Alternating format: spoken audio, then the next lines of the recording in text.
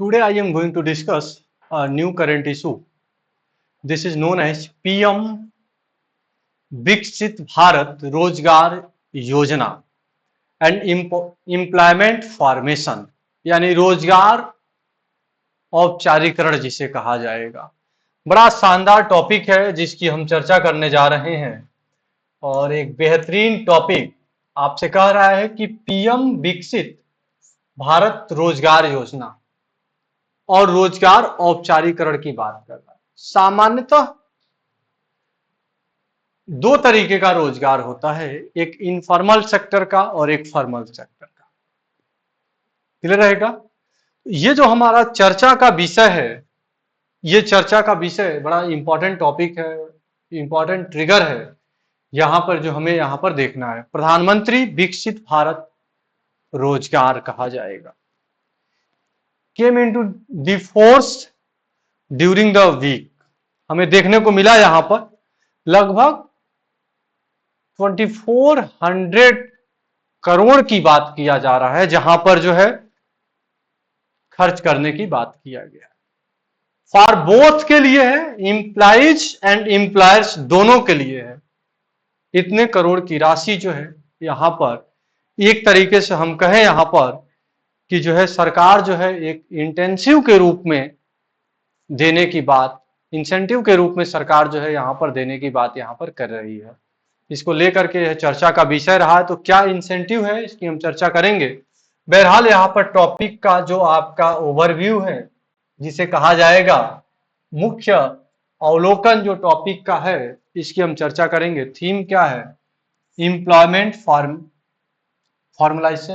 Formalisation कहा जाएगा और एक शब्द आता है डेमोग्राफिक डिविडेंड कहा जाएगा। डेमोग्राफिक डिविडेंड ये चर्चा का विषय रहेगा।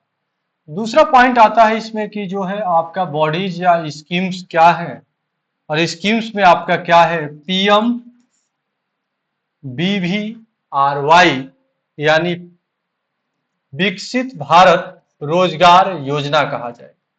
मैंने अभी आपको लिखा, इसे कहा जाएगा विकसित, बी से विकसित भारत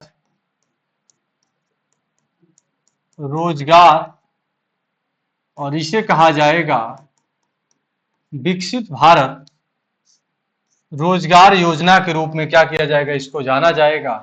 पाठ्यक्रम की अगर हम बात करें, सिलेबस की अगर हम बात करें तो GS paper 2 and GS paper 3 दोनों में क्या करेगा यह आपको देखने को यहाँ पर मिलता है। बात क्लियर हो गया? टॉपिक का ओवरव्यू हमने आपको बताया। अब आते हैं यहाँ पे मुद्दे की बात कि जो है करंट ट्रिगर क्या था। करंट ट्रिगर का मतलब होता है कि वर्तमान में इस मुद्दे का क्या महत्व, मतलब क्यों ये मुद्दा जो है सामने आता है। तो पहली बार काम करने वाले कर्मचारियों और नियोक्ताओं के लिए, मैंने both, for both employees and employers दोनों के लिए, यही आपसे लिखा होगा। First time employees and employers दोनों के लिए है, किसी एक के लिए नहीं है। कर्मचारियों के लिए भी है और साथ ही साथ जो उनको नौकरी पे दे रहा है यानी जो नियोक्ता है उन दोनों के लिए है। यहाँ पे पहली बार काम करने वाले कर्मचारियों और नियोक्ताओं के लगभग 2400 करोड़ की प्रोत्साहन राशि है। ये प्रोत्साहन राशि यानी इंसेंटिव्स की बात किया गया है कि इनको इंसेंटिव्स दिया जाएगा। सरकार जो है इतने रुपए का जो है प्रोत्साहन राशि के रूप में देने की बात की गई है। पहली बार काम, अगर कोई व्यक्ति पहली बार कार्य कर रहा है तो पहली बार कार्य करने वाले व्यक्ति के लिए, जैसे कि उसकी इनकम जो है 1 लाख रुपए जो है पर एनम होना चाहिए, मतलब एक साल में जो है एनुअल कह सकते हैं। यहाँ पर एक साल में 1 लाख रुपए से कम की इनकम है तो उसे सामान्यतः उसे अनौपचारिक क्षेत्र में उसे माना जाएगा कि अनौपचारिक क्षेत्र का वो क्या है, व्यक्ति है जिसको बात यहाँ पर किया जा रहा है। अगर कोई कर्मचारी जो है पहली बार कार्य कर रहा है तो उसे 15,000 रुपए तक का जो है प्रोत्साहन राशि उसको दिया जाएगा और साथ ही साथ जो नियोक्ता है उसको 3,000 रुपए का प्रोत्साहन राशि देने की बात की गई है। दोनों यही करंट ट्रिगर रहा है। पहली बार काम करने वाले कर्मचारियों के लिए 15,000 तक का प्रोत्साहन, दूसरे नियोक्ताओं के लिए जो है आपका 3,000 रुपए का प्रति माह का प्रोत्साहन देने की बात की जा रही है। तो याद रखिएगा इसको, एम्प्लॉइज के लिए 15,000 है और याद रखिएगा एम्प्लॉयर्स के लिए 3,000 रुपए की बात यहां पर किया गया। क्लियर रहेगा आपका? यहां तक किसी कोई दिक्कत हो तो आप बताइएगा। Incentive worth around 2400 CR scheduled for disbursal to first time employees and employers, दोनों के लिए, फर्स्ट टाइम एम्प्लॉयज और एम्प्लॉयज दोनों के लिए है यहाँ पे, जो एक प्रोत्साहन राशि के रूप में देने की बात यहाँ पर की जा रही है। यही इस बार न्यूज रहा है। दूसरा होता है कि बैकग्राउंड और उसका कॉन्टेक्स्ट क्या है, किस बैकग्राउंड और किस कॉन्टेक्स्ट में क्या किया जा रहा है, इसकी बात को किया जा रहा है। तो श्रम बाजार और अनौपचारिकता की बात किया जा रहा है।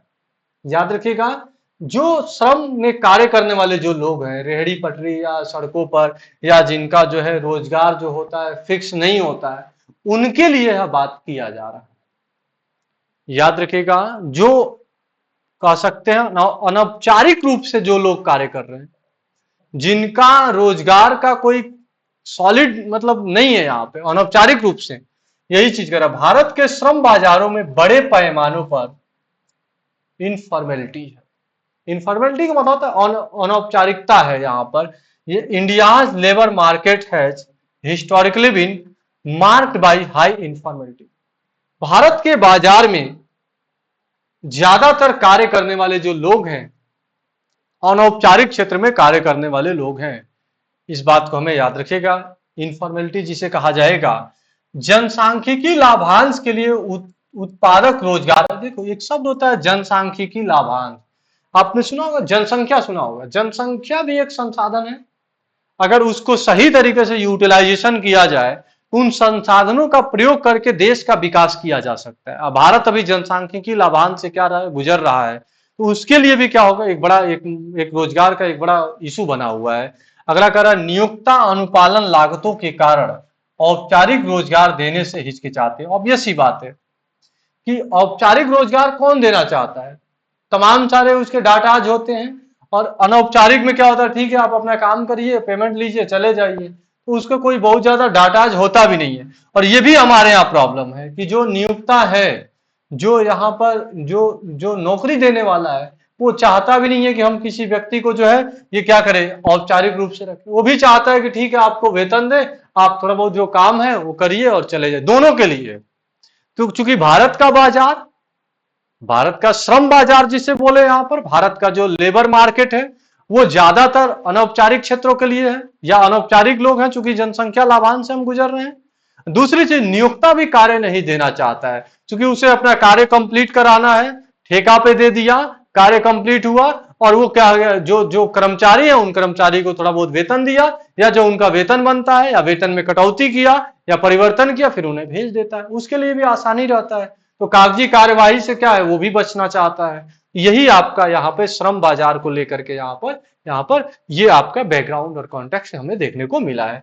अगला करा, स्टैटिक करंट ब्रिज क्या है, भारत को अधिक और बेहतर गुणवत्ता वाले रोजगार की आवश्यकता है। यही तो मेन है। India needs more job. Bharat को, लोगों को ज्यादा से ज्यादा लोग जॉब चाहिए, ज्यादा जॉब चाहिए, बेटर क्वालिटी चाहिए। क्वालिटी जॉब जो हमें होना चाहिए वो बेहतर गुणवत्ता वाला जॉब होना चाहिए। और अगला कह रहा है and shift to the formal economy, और इनके लिए क्या है, रोजगार के लिए जो है अवसर हमें क्या होना चाहिए, फॉर्मल इकोनॉमी होना चाहिए। अगला कह रहा है, ये टॉपिक हमारा रहेगा जीएस पेपर 3, जिसमें होता है इंक्लूसिव ग्रोथ जिसे कहा जाएगा। दिस इज कॉल्ड समावेशी विकास के रूप में क्या किया जाएगा, इसे जाना जाएगा। या वेलफेयर का जो टॉपिक है हमारा, इस वेलफेयर के टॉपिक में भी क्या करना पड़ेगा हमको, यहाँ पे समझते हुए बुझते हुए हमें क्या करना है, यहाँ पे चलना है। अगला पॉइंट यहाँ पे क्या कह रहा है कि कोर इशू क्या है, दिस इज कॉल्ड, मूल मुद्दा हमारा क्या रहा है। और इस मूल मुद्दा में जो आपको याद रखना है, क्या प्रोत्साहन स्थिर रोजगार बना सकते हैं, can incentives create stable job. बड़ा अच्छा प्रश्न है।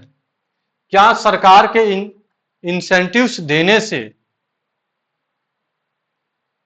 नियोक्ता और जो इंप्लाइज और एम्प्लॉयर जिसे कहा जाएगा, दोनों के लिए क्या एक स्टेबल रोजगार मिलेगा अनौपचारिक क्षेत्र के लोगों को, यह चर्चा का विषय है। मुख्य प्रश्न यह है कि क्या योजना भर्ती व्यवहार को बदल सकती है और अनौपचारिक को कम कर सकती है। यही तो मैंने बोला कि क्या अनौपचारिक क्षेत्र के लोगों को कार्य करना कम कर सकती है। अगला कह रहा है कर्मचारी प्रोत्साहन सामाजिक सुरक्षा पीएफ में बनाने में मदद करेगा। इसको याद रखिएगा, प्रोविडेंट फंड जिसे कहा जाएगा, तो क्या ये बेहतर करेगा। ठीक है, इसको कोई बात नहीं। श्रमिकों को असुरक्षित काम से हटाकर डॉक्यूमेंटेड रोजगार में लाना चाहिए। यही मेन, यही तो है। What is employment formalisation. रोजगार औपचारिकरण क्या है।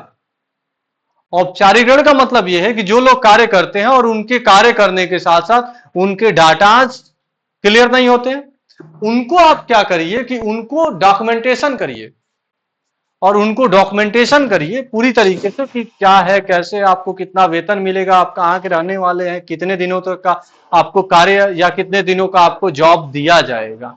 ये सारी बातें आपको एक कानूनी प्रक्रियाओं के माध्यम से या कानूनी मान्यताओं के माध्यम से अगर दिया जाए तो उनका सामाजिक सिक्योरिटी भी होगा, सोशल सिक्योरिटी के रूप में भी क्या किया जा सकता है, इसे देखा जा सकता है। ऑब्वियस सी बात है, जब उनके जो है सारे डॉक्यूमेंटेशन हो जाएंगे, उनके उनके जो सैलरीज हैं वो फिक्स हो जाएंगे, कार्य दिवस उनके फिक्स हो जाएंगे, तो ऑब्वियस सी बात है उनका एक जो सामाजिक स्टेटस है वो क्या जो समाज में होगा वह बेहतर होगा। तो उनको एक सामाजिक जो होगा यहाँ पे कह सकते हैं एक सुरक्षा भी जो है यहाँ पर प्रदान करने को, या उनकी सुरक्षा प्रदान भी हमें देखने को मिलेगा। सोशल सिक्योरिटीज के साथ भी हम क्या कर सकते हैं, उसको लिंकेज यहाँ पर कर सकते हैं। ऑब्वियस सी बात है। आइए अगला देखिएगा, मल्टीपल डायमेंशन एनालिसिस की बात कर रहे हैं। और ये मल्टीपल डायमेंशन एनालिसिस का मतलब होता है बहुआयामी विश्लेषण कहा जाएगा। और मल्टीपल डायमेंशन एनालिसिस में कई बातें आती है, आपका रोजगार और जनसांख्यिकी लाभांश जिसे कहा जाएगा।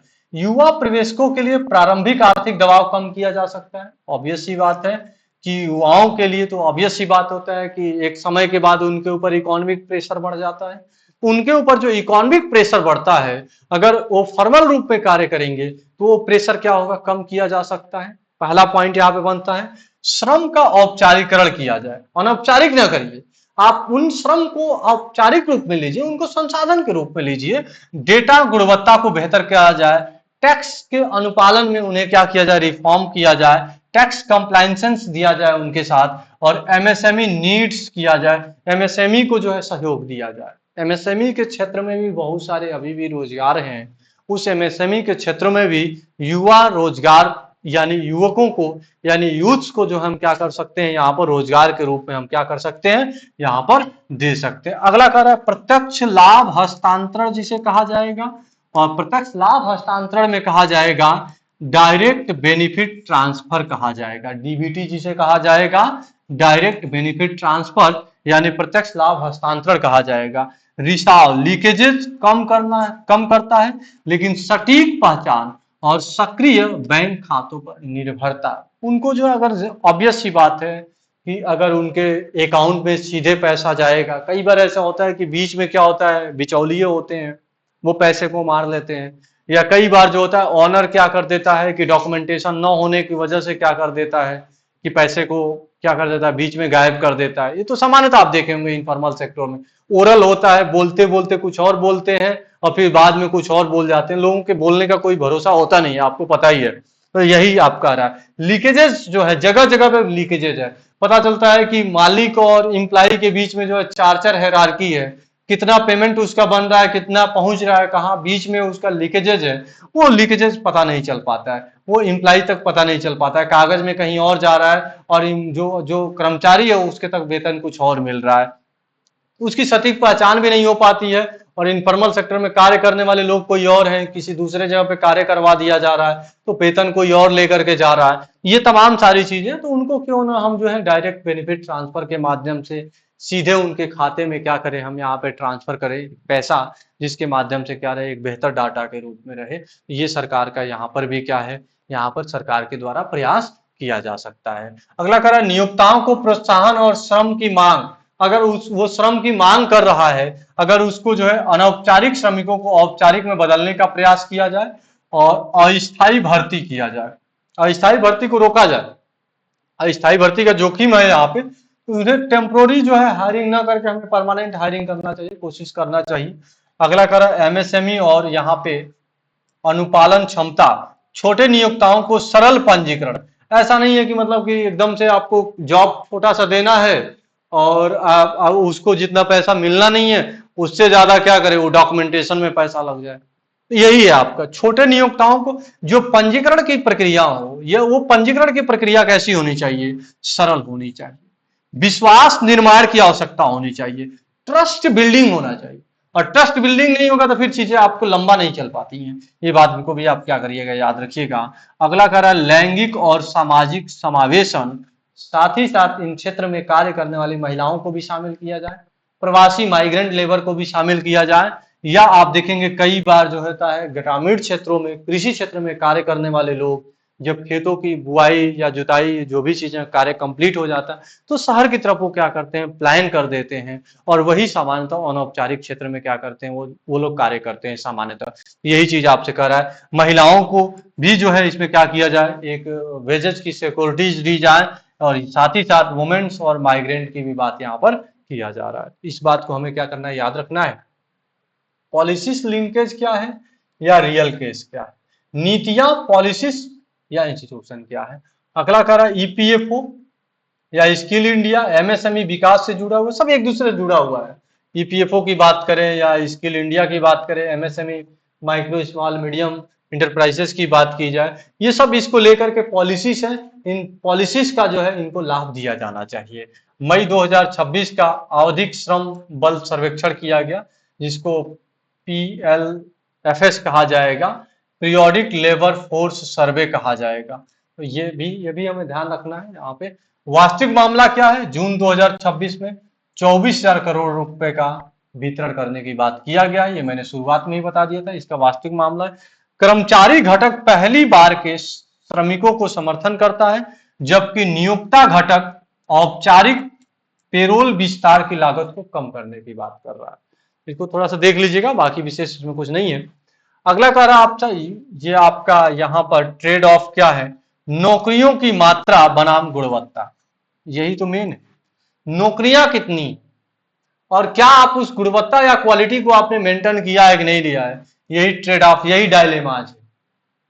ऐसा नहीं है कि कार्य करने लायक नहीं है फिर उसे आप कार्य करा रहे हो, तो फिर तो पता चले वो बेरोजगार है, अगले को भी बेरोजगार बना देगा जिस कंपनी में कार्य कर रहा है, जो आसपास के लोग हैं। तो यही आपसे कर रहा है, गुणवत्ता पूर्वक होना चाहिए, गुणवत्ता के मानक होने चाहिए।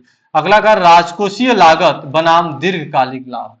ऐसा नहीं हो कि कंपनी के ऊपर या नियोक्ता के ऊपर जो है एक लागत बढ़ते चला जा रहा है और आउटपुट नहीं आ रहा है, ये भी हमें याद रखना है। तो एक दीर्घकालिक लाभ होना चाहिए, दोनों को दीर्घकालिक लाभ होना चाहिए। ये एक डायलेमाज बन रहा है और इस डायलेमाज को भी हमें क्या करना है, यहाँ पे ध्यान रखना है। अगला कह रहा है सुधार के कदम क्या है, ये कह रहा है रिटेंशंस, मजदूरी स्तर पे सुधार किया जा सकता है, लैंगिक भागीदारी को भी मजबूत किया जा सकता है, सबको पार्टिसिपेट किया जा सकता है। यहाँ पे रोजगार प्रोत्साहन को कौशल विकास, स्किल, क्यों ना हम उनको स्किल दे, स्किल अगर हम डेवलप करेंगे तो स्किल के माध्यम से अगर हम उन्हें डेवलप करेंगे तो बेहतर अवसर मिलेगा। यही आपसे कह रहा है मजबूत शिकायत निवारण प्रणाली और नियोक्ताओं तक पहुंच को बढ़ावा जा सकता है। मजबूत शिकायत निवारण प्रणाली होना चाहिए, उन्हें बढ़ावा देने की बात यहाँ पर किया जा रहा है। ये वे फॉरवर्ड है, ये आगे स्टेप फॉर रिफॉर्म्स की बात यहाँ पर क्या हो रहा है, यहाँ पर देखने को हमें मिल रहा है, जिसकी हमने आपसे क्या किया। अब कॉन्सेप्चुअल लेवल पे क्या है, कॉन्सेप्चुअल बाउंड्रीज क्या है, यह रोजगार गारंटी योजना है, एम्प्लॉयमेंट गारंटी नहीं है। ये याद रखिएगा, यह रोजगार गारंटी है। ये कोई ऐसा नहीं है कि मतलब आपको रोजगार की गारंटी देने की बात करें, ऐसा नहीं है। इसको औपचारिकरण का मतलब हमेशा अच्छी नौकरी की गुणवत्ता नहीं होती है। इसका मतलब ये नहीं है कि आपको औपचारिकरण मिल गया या औपचारिकरण में है तो आप हमेशा बेहतर नौकरी ही कर रहे हैं, ऐसा कोई जरूरी नहीं है। इस बात को हमें ध्यान रखें। निष्कर्ष क्या है, आर्थिक विकास को सुरक्षित और उत्पादक रोजगार में बदला जाए। देश का आर्थिक विकास तो हो, लेकिन उस आर्थिक विकास के साथ साथ attempt to convert economic growth into secure and productive employment की बात कर रहा है। क्लियर है। अगला कह रहा है सफलता केवल वितरण से नहीं बल्कि टिकाऊ परिणामों से मापी जाती है। आपने कितना वितरण किया, कितना लोगों तक पेमेंट गया, इससे नहीं माना जाता। माना इससे जाता है employment outcomes, not just disbursal numbers कह सकते हैं इसको, यानी कह सकते हैं परिणामों को मापा जाए, बल्कि टिकाऊ परिणामों से मापा जाना चाहिए। ये एक छोटा सा टॉपिक था जिसको हमने क्या किया, यहाँ पर क्विक रिवीजन के रूप में देखें। ये बड़ा इंपॉर्टेंट पॉइंट है जिसको लास्ट में यहाँ पर दिया हुआ है, और इसको देख के जाइएगा प्रीलिम्स के पॉइंट ऑफ व्यू से। ये PMVBRY जिसे कहा जाएगा, PMVBRY का लक्ष्य 2 वर्षों के लिए है। ये योजना 2 वर्षों के लिए लागू किया गया है, 25 से 27 तक के लिए है ये, इसको आप याद रखिएगा। 1 अगस्त 2025 से 31 जुलाई 2027 तक, डेट में ऐसे ही पूछ लेगा। 2 वर्षों तक लगभग 3.5 करोड़ से अधिक जो है रोजगार देने की बात किया जा रहा है। This is very important point, याद रखिएगा। यहां पर PMVBRY का लक्ष्य, PMVBRY का लक्ष्य 2 वर्षों में 3.5 करोड़ से अधिक रोजगार देने की बात किया जा रहा है, जिसमें जो है यहाँ पर जो डिक्लेयर किया गया है, जो टोटल परिव्यय को घोषित किया गया है, ये 99,466 करोड़ रुपए जो है इस पे जो है यहाँ पर घोषित किया जा चुका है। अब इस बात को आप याद रखिएगा, पहली बार ये टोटल के लिए है और ये इस वर्ष के लिए है, ठीक है ना, आउटले के लिए है यहाँ पे, इस बात को आप याद रखिए। पहली बार के कर्मचारियों के लिए 15,000 रुपए का प्रोत्साहन है, और तथा साथ ही साथ आप याद रखिएगा, इसमें नहीं दिया हुआ है, ये साथ ही साथ जो होगा, जो नियोक्ता होगा उसके लिए प्रोत्साहन की राशि 3,000 रुपए देने की बात यहाँ पर किया गया है। इन बातों को भी हमें क्या करना है, ध्यान में रखते हुए चलना है। ये हमारा पहला टॉपिक था जिसको हमने क्या किया, आपके सामने यहाँ पे कवर किया। Next topic, this is G7 में सुरक्षित AI रोल आउट और भारत का उभरता AI गवर्नेंस दृष्टिकोण। This is very important topic. तो यहां पर जो हमारा चर्चा का जो विषय है, this is very important topic in which जो हमारे सामने जो सबसे जो मेन जो मुद्दा है, जो मेन सबसे महत्वपूर्ण टॉपिक है, यही रहेगा G7 में सुरक्षित AI रोल आउट और भारत का उभरता AI गवर्नेंस दृष्टिकोण कहा जाएगा। AI गवर्नेंस दृष्टिकोण कहा जाए, यही कह रहा है, safe AI roll out G7 and India's emerging AI governance position कहा जाएगा। अब समझिएगा, यहाँ पे टॉपिक का अगर हम ओवरव्यू लें, यहाँ पे जो हमारा टॉपिक का जो ओवरव्यू है, इस टॉपिक के ओवरव्यू में जो कह रहा है विषय अवलोकन में, इसमें मुख्य विषय, मुख्य थीम क्या है, या संस्था या पहल और पाठ्यक्रम की बात किया जा रहा है। मुख्य विषय क्या है, सेफ AI रोल आउट, पहुंच जिसे कहा जाएगा, और AI गवर्नेंस की बात कर रहा है। और फिर आपका संस्थाओं में G7 आउटरीच, अभी देखा होगा प्रधानमंत्री नरेंद्र मोदी जी G7 आउटरीच में उन्होंने क्या किया था, पार्टिसिपेट किया था। और जब G7 आउटरीच में उन्होंने पार्टिसिपेट किया, तो यहां पर है, इस बात को हमें क्या करना है, ध्यान में रखते हुए हमको चलना है। G7 आउटरीच का मतलब प्राइम मिनिस्टर एड्रेस किया था, prime minister addressed the G7 outreach session on, यहां पे आप देखे होंगे फ्रांस का वो शहर, जिस शहर का नाम था एबियन कहा जाएगा। अब उसी में उन्होंने जब संबोधित किया था, तो वहां पर जो है इस सेशन के रूप में इसे हमें देखने को मिला था। याद रखिएगा, India is a not a part of G7 country, India participated in outreach member, Bharat जो है कि एक आउटरीच मेंबर के रूप में इंडिया जो होता है इसमें पार्टिसिपेट यहां पर किया है। और विच वाज कह सकते हैं यहाँ पे, which was addressed by the prime minister Shri Narendra Modi, या माननीय प्रधानमंत्री नरेंद्र मोदी के द्वारा जो है यहाँ पर। This event is important because it is based on the artificial intelligence, जो आपका इंटेलिजेंस जो है आपका, that is called governance, based on the governance, based on the ethics, based on the international relation, based on the development, various development की यहाँ पर जो है जब आउटरीच के सेशन को जब प्रधानमंत्री नरेंद्र मोदी जी एड्रेस कर रहे थे, तो यहाँ पर आया था the phrase use in this session, this is very important, safe, rapid and efficient roll out, this is the main point याद रखिएगा, जब यहां पर बोला जा रहा था तो यही यहां पर 3 बातें सामने आई और यही बातें मैंने आपको यहाँ पे नोट्स में भी आपको दिया हुआ है। दिस इज ये PM address G7 outreach session, PM address this G7 outreach session in Evian France in June 2026।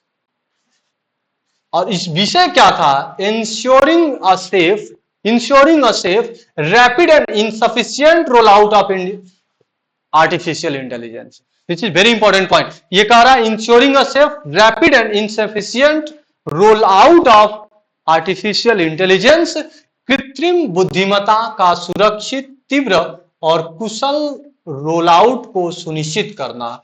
यही आपसे कह रहा है यहां पर, ये कह रहा है आपसे कि जो है कृत्रिम बुद्धिमत्ता का सुरक्षित, तीव्र और कुशल, ये इसको याद रखिएगा, यही पूछेगा आपसे।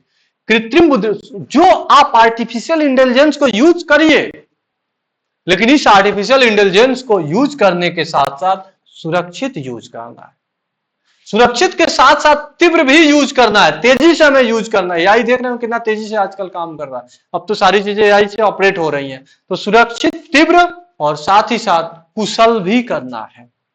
स्किल रोल आउट को सुनिश्चित करने की बात की गई।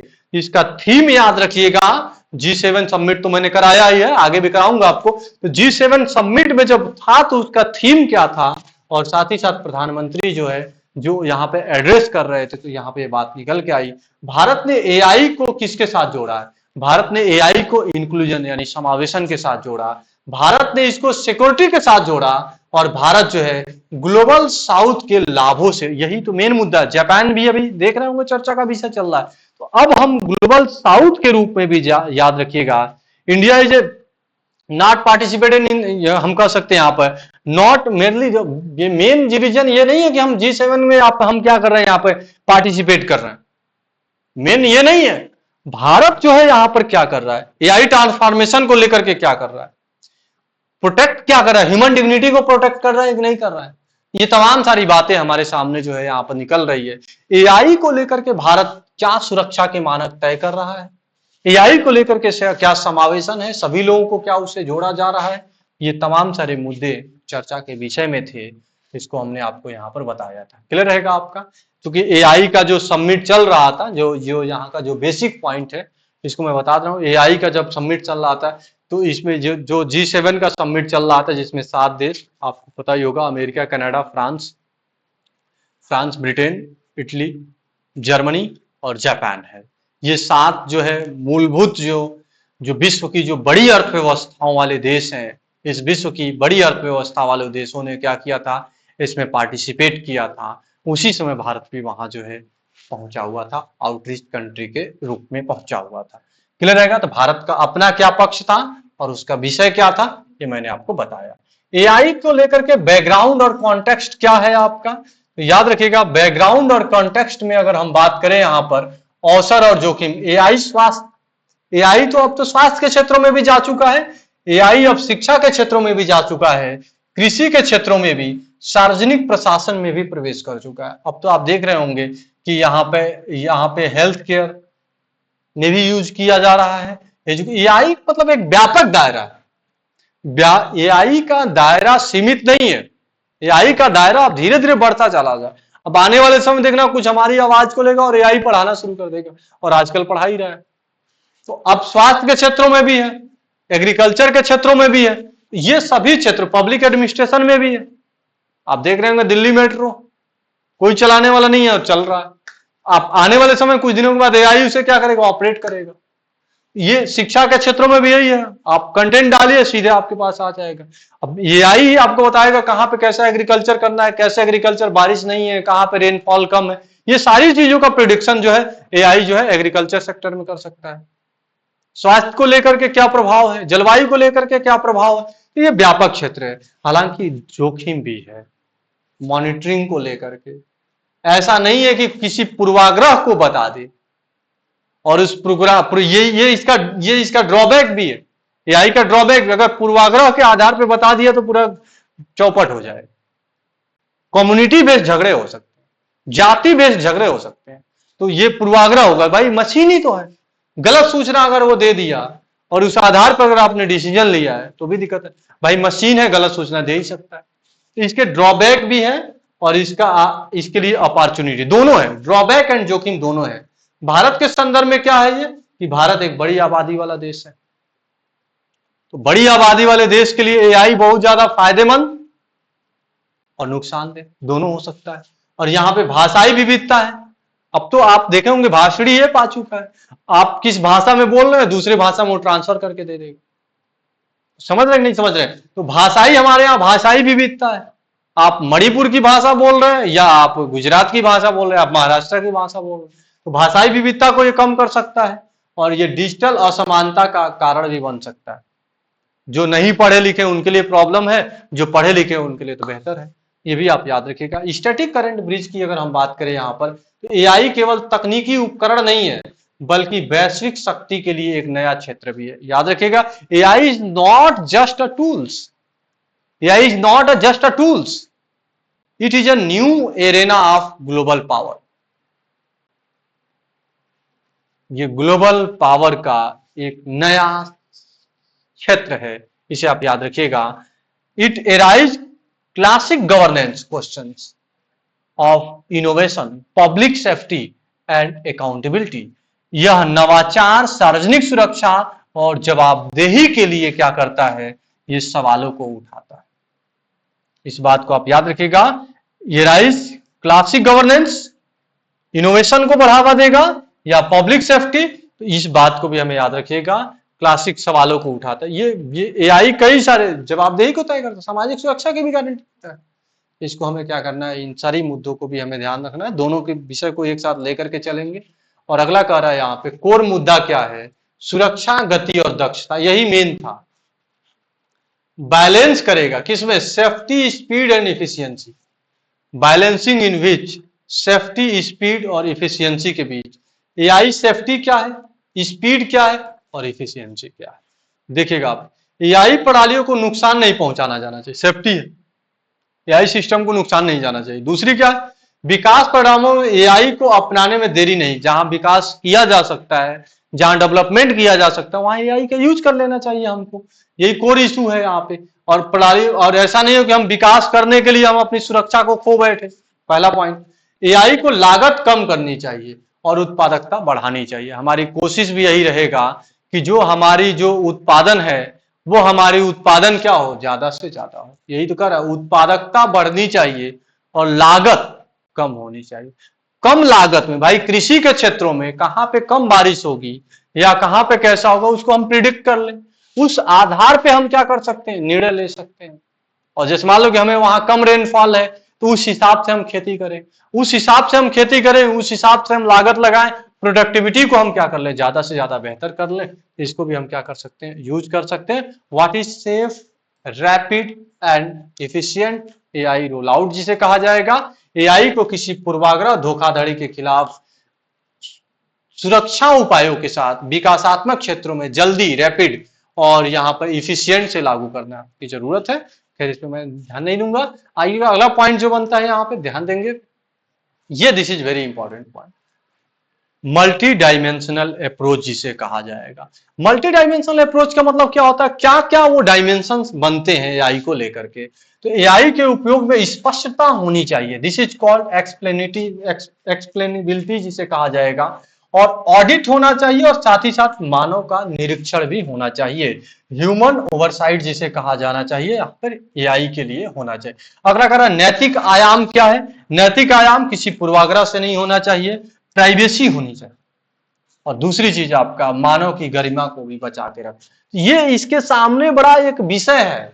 एआई के सामने पूर्वाग्रह से ग्रसित न हो, कोई गोपनीयता डाटा को लीक न कर दे, या मानव की डिग्निटी खतरे में। कई बार देखा होगा किसी दूसरे की इमेज बना करके कोई दे दिया गया जबकि ऐसा था ही नहीं, और वहां पे लोगों ने उसकी मर्डर कर दिया, उसकी मृत्यु हो गई। तो कई ऐसे मुद्दे आए देखने को, ये भी इसके ड्रॉबैक्स हैं। इसे हमें आप याद रखिएगा, नैतिक आयाम के रूप में भी हमें इसे देखना है। आर्थिक आयाम के रूप में क्या है कि ये प्रोडक्टिविटी को क्या कर सकता है, बढ़ा सकता है, इसका यूज करके हम लागत को कम कर सकते हैं। ये उत्पादकता को क्या कर सकता है, बढ़ा सकता है। परंतु यहाँ पर यह भी डर है कि लोगों को नौकरियां हाथ से चली जाएंगी। और भारत एक श्रम प्रधान देश है, भारत एक कृषि प्रधान देश है, जहां पर एक जनसंख्या बाहुल्य क्षेत्र है, और ऐसे सेक्टर में एआई के आने से लोगों की नौकरियां जाने की क्या है, संभावना ज्यादा है। नौकरियां छूटने का खतरा है। यहाँ पर कौशल विकास, दिस इज कॉल्ड स्किलिंग की आवश्यकता है। यहाँ पर increasing productivity but disturb job को ये क्या कर सकता है, खतरा दे सकता है। और स्किलिंग इज इसेंशियल, यहाँ पे हमें समझना है। अगला क्या आ रहा है आपके, साइबर सुरक्षा, दोहरा उपयोग। साइबर सुरक्षा मजबूत करता है, लेकिन डीप फेक, धोखाधड़ी को भी सशक्त बनाता है। धोखाधड़ी होने का चांसेस है, ऑब्वियस ही बात है। अगला कह रहा है एआई को वैश्विक सार्वजनिक, ग्लोबल पब्लिक गुड्स के रूप में देखिए। एआई को हम एक वैश्विक ग्लोबल पब्लिक गुड्स के रूप में देख रहे हैं।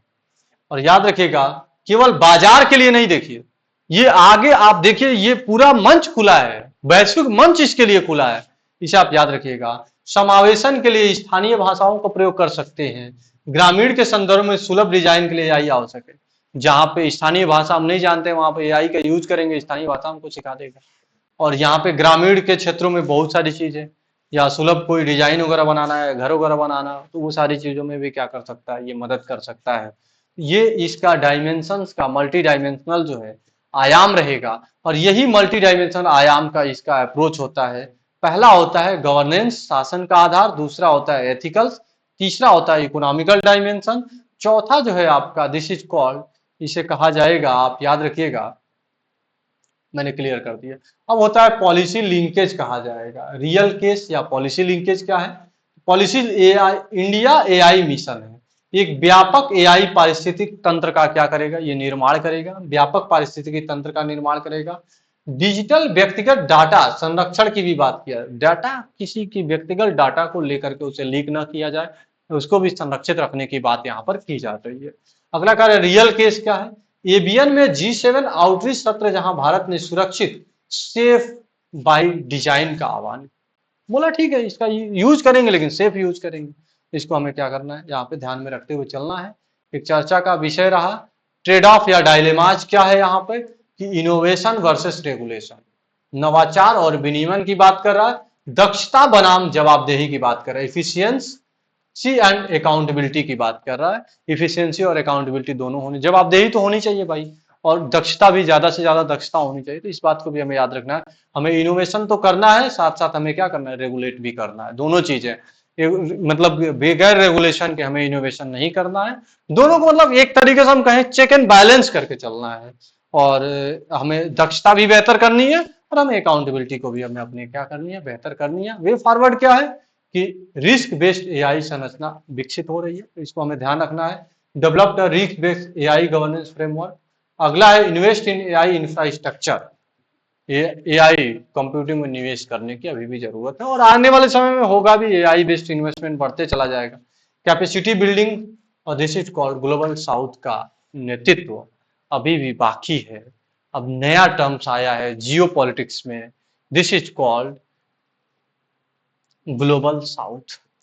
और इस ग्लोबल साउथ के क्षेत्रों में एआई जैसे क्षेत्रों का प्रयोग करके बहुत ही बेहतर विकास की धारा में कार्य किया जा सकता है।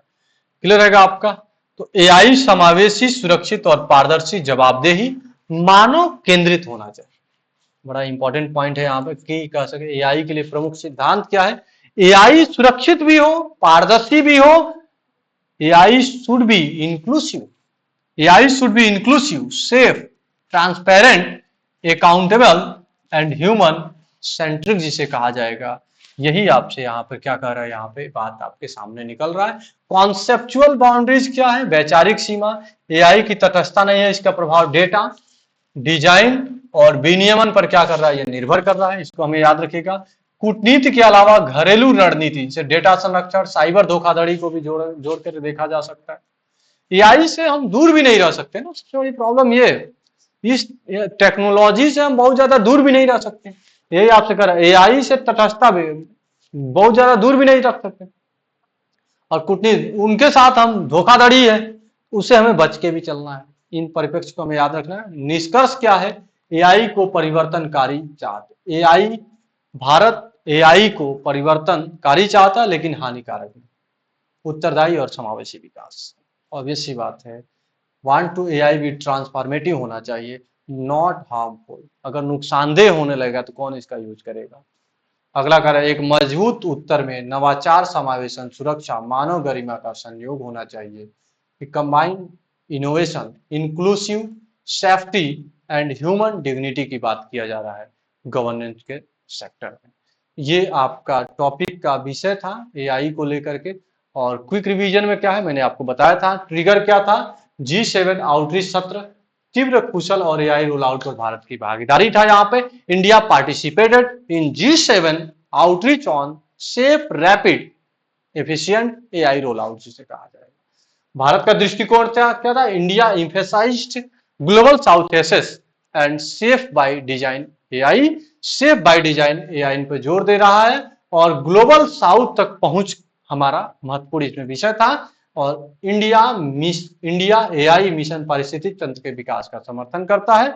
सेफ्टी, स्पीड एंड इफिशियंसी को हमें संतुलित करते हुए एआई को लेकर के हमें आगे बढ़ना है। तो ये हमारा दृष्टिकोण है, इनके बीच एक संतुलन होना चाहिए। एआई को हम यूज करेंगे, सेफली यूज करेंगे, स्पीड से यूज करेंगे और हम दक्षता के साथ यूज करेंगे।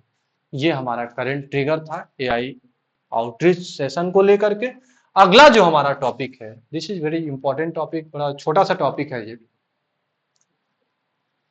और नेक्स्ट जो टॉपिक है इसको समझिएगा, और दिस इज कॉल्ड पेरिस समझौता का अनुच्छेद 6.2 के तहत भारत जापान संयुक्त क्रेडिटिंग तंत्र की बात किया जा रहा है।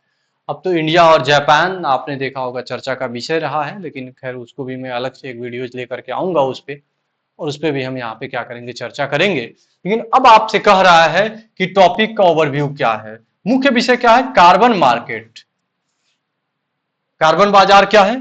और अगला कह रहा है क्लाइमेट फिनेंस। क्लाइमेट फिनेंस का मतलब क्या होता है, क्लाइमेट जिसे कहा जाएगा, पर्यावरण वित्त जिसे कहा जाएगा। समझौता क्या है, आर्टिकल 6.26 पेरिस एग्रीमेंट। ये वही पेरिस एग्रीमेंट है जो 2015 में पेरिस में होता है। और इस पेरिस एग्रीमेंट में क्लाइमेट चेंज की बात की जाती है। और पेरिस एग्रीमेंट में क्लाइमेट चेंज की बात की गई, उसमें कितना हमें कार्बन को उत्सर्जन को कम करना है, कहां तक रखना है, क्या टारगेट है, ये सारी बातें जो है यहाँ पे पेरिस एग्रीमेंट में तय किया जाता है। उसी पेरिस एग्रीमेंट के तहत जो है कुछ बात भारत और जापान के बीच में हुई है, वही यहाँ पे चर्चा का विषय रहा है, इसको मैं आपसे चर्चा करूंगा। ये समझौता पेरिस एग्रीमेंट का 6.2 क्लॉज जो है ये चर्चा में रहा है इंडिया और जापान को लेकर के। क्या है चर्चा, इसकी मैं चर्चा करूंगा। बहरहाल this is a topic of the GS paper 2 and also with the GS paper 3, दोनों का यहाँ पे रहेगा। इसको हम यहाँ पे क्या करना है, यहाँ पे ध्यान में रखते हुए हमें चलना है। अगला कह रहा है इशू क्या था, सुरक्षा क्या था। तो याद रखिएगा, Bharat Japan, India Japan JCM links bilateral cooperation की बात कर रहा है, यानी संयुक्त क्रेडिटिंग तंत्र जिसे कहा जाएगा, जेसीएम जिसे कहा जाएगा। Carbon market and low carbon development की बात कर रहा है, कम कार्बन वाले विकास को जोड़ता है, कम कार्बन वाले विकास को भी जोड़ने की बात कर रहा है। और कार्बन बाजार, दोनों के बीच एक समझौता है। कार्बन बाजार क्या होता है, एक शब्द आता है कार्बन क्रेडिट, अब उसको आप पढ़ेंगे इकोनॉमी में, एक शब्द आता है कार्बन क्रेडिट होता है, और कार्बन को बेचने का भी कार्य होता है। उसको एक बार देख लीजिएगा, आपका वहां पे क्या रिलेवेंट है। इसका ये जेसीएम यही कह रहा है, ये द्विपक्षीय सहयोग है, कार्बन बाजार और लो कार्बन डेवलपमेंट दोनों को जोड़ने की बात ये कर रहा है। दोनों देश ग्रीन हाउस गैस उत्सर्जन को कम करने वाली परियोजनाओं पर सहयोग करते। एक्चुअली कहने का मतलब ये है कि भारत और जापान का जो जेसीएम है 6.2 पेरिस क्लाइमेट एग्रीमेंट के तहत ये कहा जाएगा कि हम दोनों लोग मिल करके किसी एक परियोजना पर, वो भारत में भी हो सकती है और वो जापान में भी हो सकती है, हम कार्बन के उत्सर्जन को कम करने की कोशिश करेंगे। Are you getting my point. और ये कार्बन का उत्सर्जन अगर एक देश में कम हो गया, क्योंकि दोनों ने एग्रीमेंट किया है, तो किसी एक में ही काउंट किया जाएगा, ना कि दोनों देशों में काउंट किया जाएगा। यही इस बात को याद रखिएगा। अनुच्छेद के तहत स्वच्छ प्रौद्योगिकी को वित्त पोषित और तैनात करने का एक व्यवहारिक ढांचा क्या कर रहा है, यहां पर इसको दे रहा है इससे हमें क्या करना है, यहाँ पे ध्यान में रखते हुए यहाँ पे चलना है। भारत और जापान ने जेसीएम के कार्यान्वयन से संबंधित निर्णय को अपनाए हैं। परियोजनाओं का अनुमोदन दोहरी गणना, that is called double counting. ऐसा नहीं है कि वहां भी गणना हो जाए और भारत में भी गणना हो जाए, दोनों को नियम को भी रोकने का यहाँ पर प्रावधान किया गया है। हालांकि ये जीएस पेपर 3 पर्यावरण, जलवायु परिवर्तन, ऊर्जा संक्रमण और पर्यावरण अर्थशास्त्र का ये टॉपिक है हमारा। पेरिस समझौता जो जीएस पेपर आपका 2 में है, और द्विपक्षीय जलवायु सहयोग आईआर के लिए भी होगा, यानी इंटरनेशनल रिलेशन का भी टॉपिक है। और ये इन्वायरमेंट यानी जीएस पेपर 2 एंड 3 आल्सो, दोनों का ये टॉपिक का विषय है जो चर्चा में रहा। क्लाइमेट फाइनेंस क्या होता है, बस छोटा सा टॉपिक है ये। स्वच्छ औद्योगिक वितरण प्रणाली, क्लीन इंडस्ट्रियल सिस्टम जिसे कहा जाएगा। Green hydrogen and battery storage require huge Capitals, जिसे बैटरी भंडारण के लिए भारी पूंजी की आवश्यकता होती है। ऑब्वियस सी बात है, यही तो मेन प्रॉब्लम है। हरित हाइड्रोजन हम बनाना चाहते हैं, लेकिन उसके लिए एक जो फाइनेंस चाहिए वो मोटा पैसे की जरूरत होती है, या बैटरी हमें बनाना है तो उसके लिए पैसे की जरूरत पड़ती है। इसे आप याद रखें। जेसीएम जैसे द्विपक्षीय तंत्र निवेश और प्रौद्योगिकी समर्थन जुटाने में मदद करते हैं। दोनों का ये कहना ठीक है, हम आपको कई क्षेत्रों में हम आपको मदद कर देंगे, और फिर कई क्षेत्रों में आप हमें क्या करेंगे, दोनों मदद कर देंगे। तो दोनों के अगर मदद रहेगा, यानी इंडिया और जापान का ये अपना सहयोग है कि हम दोनों मिल करके क्लाइमेट पे हम क्या करेंगे, कार्य करेंगे, उसके लिए जेसीएम को क्या किया जाता है, आगे बढ़ाया जाता है। प्रौद्योगिकी टेक्नोलॉजी ट्रांसफर की बात की जा रही, इसके माध्यम से टेक्नोलॉजी भी देगा, जापान भी दे सकता है भारत को, भारत देगा जापान को। दोनों के माध्यम, उन्नत प्रौद्योगिकी अक्सर महंगी होती है या विकसित देशों में ही रहती है, वो एक दूसरे के पास नहीं जाती है, तो टेक्नोलॉजी ट्रांसफर भी इसके तहत किया गया। इस बात को आप याद रखिएगा, टेक्नोलॉजी ट्रांसफर भी किया जा सकता है यहाँ पर। और जेसीएम प्रौद्योगिकी अंतराल को कम करने और घरेलू क्षमताओं के निर्माण को भी बढ़ाने का, आप भी घरेलू क्षमताओं का निर्माण करिए। भारत भी अगर घरेलू क्षमताओं का निर्माण बढ़ा रहा है तो जापान उसकी क्या करेगा, हेल्प करेगा। Help the reduce the technology gaps, जो टेक्नोलॉजी के बीच का गैप है रिड्यूस करेगा उसको। And support the domestic manufacturing capability, domestic manufacturing capabilities जो है, इस डोमेस्टिक मैन्युफैक्चरिंग कैपेबिलिटीज को क्या करेगा, ये बढ़ावा देने का क्या करेगा, यह कार्य यहाँ पर करेगा। इसे हमें याद रखिएगा। अगला कार्य आपके कार्बन मार्केट इंटीग्रिटी क्या होता है। कार्बन मार्केट इंटीग्रिटी का मतलब होता है कि कार्बन बाजार अखंडता जिसे कहा जाएगा। Emission reduction must be real, emission reduction must be real का मतलब क्या होता है, उत्सर्जन में कमी करना ही पड़ेगा, और उत्सर्जन में कमी करना ही हमारा क्या है, वास्तविकता है। और ये कह रहा है आपका मिजरेबल होना चाहिए, मापन योग्य होना चाहिए, और साथ ही साथ वेरिएबल होना चाहिए, सत्यापन होना चाहिए कि कहां पे कितना उत्सर्जन आपने किया। मजबूत निगरानी, दोहरी गणना, डबल काउंटिंग को रोकता है। ये बहुत इंपॉर्टेंट, मैंने क्या बोला, ऐसा नहीं हो कि डबल काउंटिंग हो, इंडिया में भी काउंटिंग हो, जापान में हो जाए। इसके लिए मॉनिटरिंग सिस्टम आपका क्या होना चाहिए, बेहतर होना चाहिए। दिस इज कॉल्ड आपका प्रिविलेंट, डबल काउंटिंग नहीं होना चाहिए। अगला कह रहा है कि इंडिया का क्या डिप्लोमेसी है, तो India ensure its own nationally determined contribution, जिसे एनडीसीज कहा जाएगा, आर नॉट एडवाइजली इफेक्टेड कहा जाएगा, प्रतिकूल प्रभाव नहीं होना चाहिए। भारत यह सुनिश्चित करता है कि इसके स्वयं के एनडीसी, जो एनडीसी का मतलब राष्ट्रीय लक्ष्य है, उस राष्ट्रीय लक्ष्य के ऊपर प्रतिकूल प्रभाव नहीं होना चाहिए। This is very important point. ठीक है, हमने जेसीएम को साइन किया, लेकिन उस जेसीएम के साथ प्रतिकूल प्रभाव पे हम साइन नहीं कर सकते हैं, इस बात को आप याद रखिएगा। ऊर्जा समझौते, ऊर्जा पहुंच से समझौते के बिना डीकार्बोनाइज करना लक्ष्य होता है, याद रखिएगा। Decarbonising without compromising energy access होना चाहिए। परियोजनाओं के लिए मजबूत संस्थाएं, पारदर्शी रजिस्ट्री, सत्यापन एजेंसियों की आवश्यकता है, और इसे तो हमें करना ही पड़ेगा, तो सबको पता है। अगला होता है आपके सामने जो यहाँ पर चर्चा का विषय है, जेसीएम क्या है। जेसीएम पेरिस समझौते 6.2 के तहत बना है, याद रहेगा आपको। भारत को एमओईएफसीसी जिसे कहा जाएगा, और जापान के विदेश मंत्रालय, भारत का कौन सा मंत्रालय है, ईएम, मिनिस्ट्री ऑफ ईएफसीसी जिसे कहा जाएगा, और साथ ही साथ आप याद रखिएगा जापान का ministry of foreign affairs, Japan का विदेश मंत्रालय, दोनों का ये कंबाइंड रूप है, इसे याद रखिएगा। सामान्य जलवायु कोष नहीं है, एक सहकारी कार्बन क्रेडिटिंग तंत्र है, इसे आप याद रखिएगा। It is a cooperative carbon crediting mechanism कहा जाएगा, तो हमें याद रखना है इसको, तो इसे हमें क्या करिएगा, ध्यान में रखिएगा। ये हमारे सारे चर्चा के विषय थे प्रारंभिक परीक्षा के लिए, आप याद रखिएगा। 6.2 कार्बन क्रेडिट, एनडीसी, प्रौद्योगिकी हस्तांतरण पे हमें थोड़ा सा ध्यान देना रहेगा। जेसीएम कोई सामान्य मुक्त व्यापार समझौता नहीं है। ऐसा जेसीएम का मतलब ये मत समझ लीजिएगा कि फ्री ट्रेड एग्रीमेंट है। जेसीएम का मतलब फ्री ट्रेड एग्रीमेंट नहीं है, इस बात को भी समझते हुए चलिएगा। मेंस के रिलेवेंस में क्या है, बाजार तंत्र केवल तभी काम करते हैं जब पर्यावरण अखंडता और इक्विटी को पारदर्शिता बनाता है, और साथ ही साथ चुनौतियां क्या है, दोहरी गणना होना, मैंने आपको बताया डबल काउंटिंग नहीं होना चाहिए, और साथ ही साथ कमजोर वीक वेरिफिकेशन भी नहीं होना चाहिए, और प्रौद्योगिकी पर निर्भरता भी जो है बहुत ज्यादा हमें नहीं होनी चाहिए। इनको भी हमें ध्यान में रखते हुए चलना है। तो यहाँ पे चर्चा का विषय था और इसको मैंने आपको बताया। तो यहाँ पे आज की जो हमारी क्लासेस थी, उस आज की क्लासेस को जो हम लोगों ने यहाँ पर देखा, तो 3 टॉपिक आज के लिए हमने डिस्कस किया, एक बेहतरीन टॉपिक। तो आज के लिए इतना ही रखते हैं, और इसी तरीके से क्लासेस के साथ आप लोग सभी लोग हमारे साथ जुड़े रहिए। क्लास को जो है ज्यादा से ज्यादा बच्चों तक जो है इसे थोड़ा सा शेयर करिए।